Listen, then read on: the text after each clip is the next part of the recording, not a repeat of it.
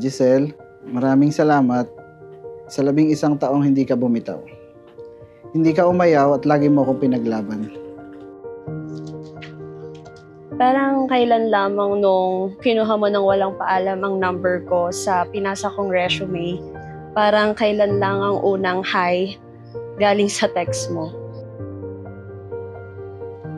11 years na pala agad ang lumipas, pero parang kailan lang puno ng masayang araw, pagsubok, suliranin, iyakan, away, at madami pang iba't ibang emosyon sa loob ng 11 taon na ating napagsamahan at ating nalagpasan. Happy gift! Thank you. I love you. Not only for what you are, but for what I am when I'm with you. I love you very much.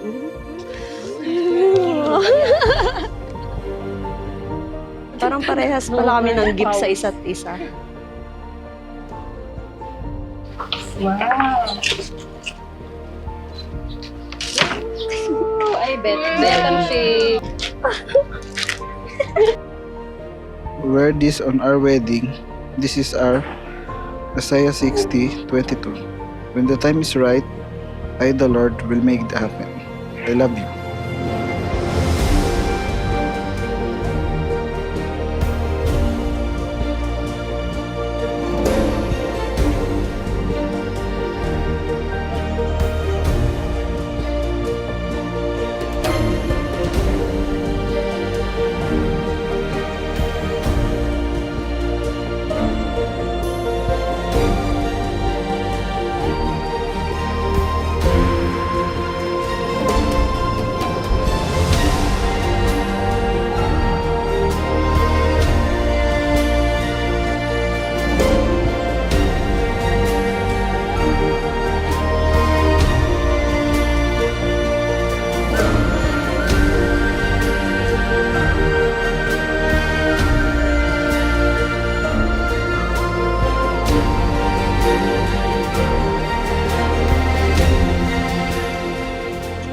So, hi, Daddy.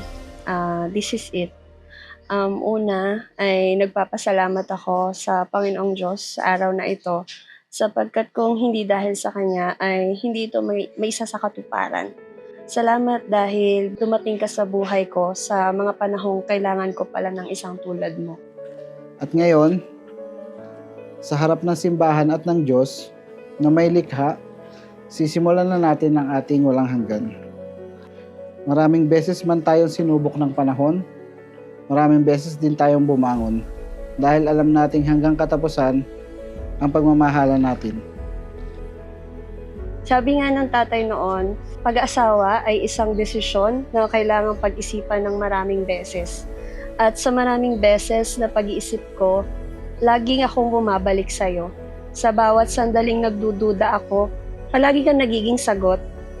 Pinipili kita sa araw-araw, hindi madali, kundi dahil sa'yo ko naramdaman ang isang tahanan.